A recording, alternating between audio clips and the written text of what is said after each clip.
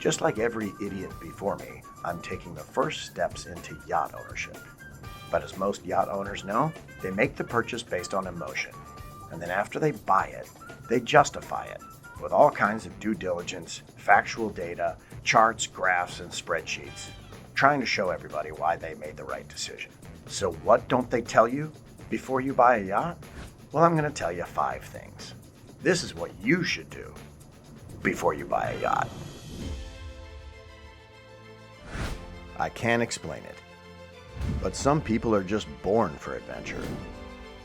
They hear the calling, and they're compelled to get off the couch and see what's around the corner or over that horizon.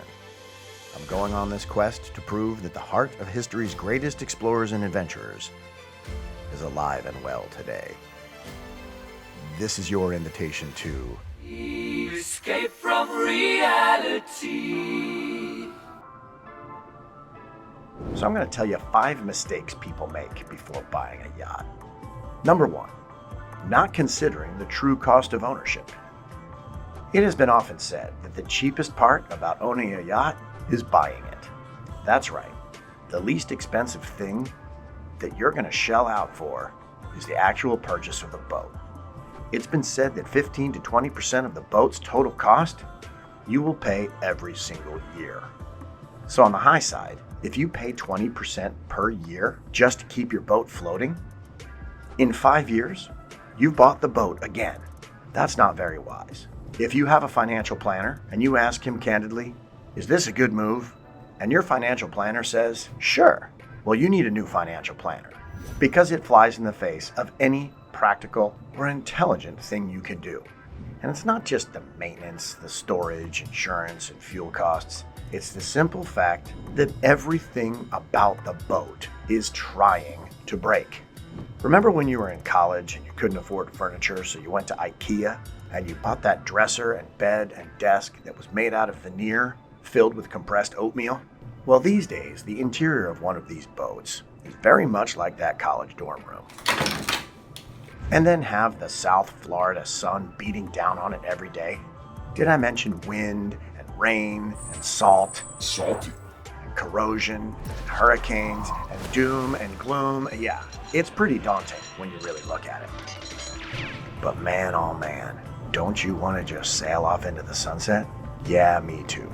But the first mistake people make when buying a yacht is they don't sit down and consider, are you capable of paying up to 20% of the total cost of the boat every single year just to keep the dream alive? I can't afford that. That's why I'm doing it in an LLC. I'm doing it in a charter business so that I can defer the costs of ownership. Because no, I am not Richard Branson. Your support is putting wind in our sails so that we can share these adventures with you. Number 2, most folks who buy a boat like this don't do enough research. It's important to research the different types of boats, yachts, brands, models, and what you're going to be doing with this asset before making the purchase. Now, I'm not going to dip my toe into the age-old conflict of what's better, a monohull or a multi-hull. There's many better YouTube videos out there for you to do your research on. And I'm certainly not going to wade into that age-long debate. So doing your due diligence, searching Yachting World, talking to some yacht owners, asking them the tough questions of what didn't they tell me? But not doing this research can lead to buying a boat that doesn't meet your needs, your expectations, or is completely unreliable and plummet you into financial ruin. Number 3, focusing too much on looks. Lots of people are enamored with the aesthetic of what the boat looks like. Well, while aesthetics are important, it's crucial to also consider the boat's functionality and performance. Buying a boat based solely on its appearance can lead to a tremendous amount of disappointment when it doesn't perform as expected. Yeah, these things are sexy, but you've got to get behind the wheel and feel what it's like to pilot one of these amazing vessels. Which leads me to step 4. You've got to do the sea trial. What's a sea trial? Well, sea trial's just like taking it for a test drive. You certainly wouldn't buy a car without taking it for a test drive. Well, the same thing goes for a boat. you gotta take the thing for a spin. How does it cut through the waves? How does it behave in light and heavy winds? How stable is it at anchor? What does it sound like while it's underway and you're in the cabin? Because trust me, you're gonna spend plenty of time underway trying to sleep. You've got to make sure you get behind the helm and you get a feel for how the boat talks to you. How does it handle and how does it perform? Not only am I using this as a vehicle, but I'm moving on board. So this is going to be my home. So when you look at it like that, you're certainly going to get an appraiser along with your real estate agent to guide you through the purchasing process. Well, you don't get an appraiser, you get a surveyor.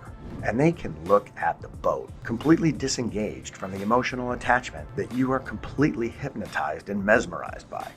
Hiring a boat surveyor to tell you the condition of the hull, the condition of the fiberglass, go through the diesel systems, going through the electrical systems, going through the rigging, even the plumbing, making sure that the boat is seaworthy and it's worth the value that the seller is trying to get for it. Now, every boat has problems.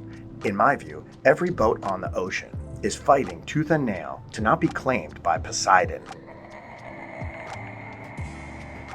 So if you have the right surveyor, he's gonna find things wrong with it.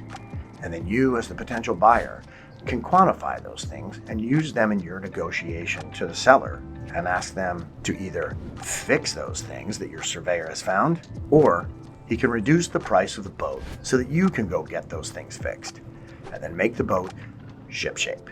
Number 5, you've got to hire a professional. Remember, buying a yacht is a complex process, and I absolutely recommend getting a yacht broker on your team. There's a tremendous amount of paperwork involved, tax ramifications, licensing, there's waivers, there's import and exports, there's VAT costs, tariffs, etc., etc. So getting a professional yacht broker on your team to consult and help you navigate this buying process and avoid really costly mistakes. They can also provide valuable advice and guidance throughout this process because they do this all day, every day. And they have a Rolodex that's kind of like the last scene in Raiders of the Lost Ark and all the angels fly out.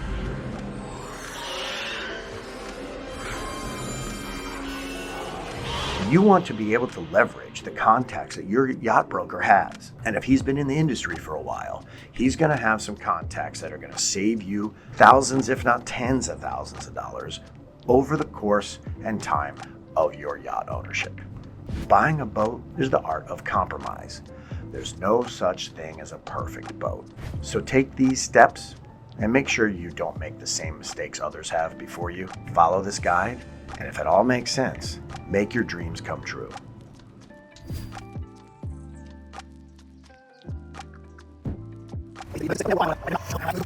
My next step, lagoon catamaran ownership.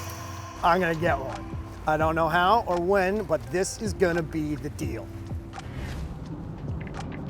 Looks like we're buying a boat, which I'm really excited about, having never done this before. It was pouring rain a second ago. Now it looks like the blue skies are coming out, and I'm going to Key West to the Key West Bight Marina, where a catamaran named Aria lives. And I'm buying a company called Restless Native. This is surreal. Loved boats my whole life.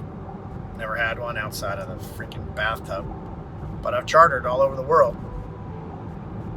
So I know what it's like to be a customer. So hopefully I'll learn a thing or two from my past and be a perfect host for those that want to charter a boat and go sailing, snorkeling, scuba diving, fishing, drinking heavily in Key West. New adventure.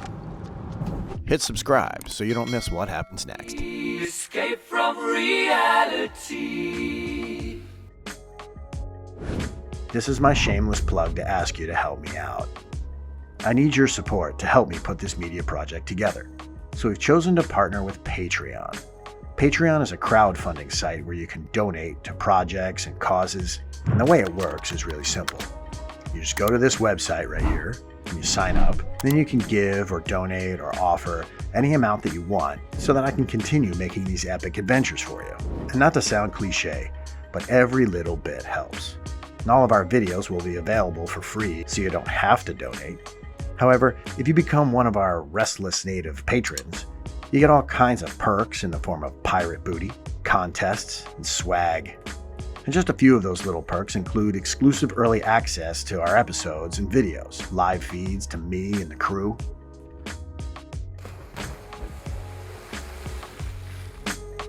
And once in a while, you'll be entered into a drawing to win free trips in Key West so that you can go sailing with us. And then you and a guest can be in one of the episodes. And that's just a few of the good benefits you'll receive by being a member of our little tribe. I've been often accused of enjoying the sound of my own voice, so I'm going to spare you the rambling diatribe on all the things that you're going to get. You can see what me and the crew are up to on YouTube, Facebook, Instagram, and TikTok, and of course our website. And just so you don't miss anything, I'd love you to follow and subscribe to them all. And with that said, welcome aboard, matey.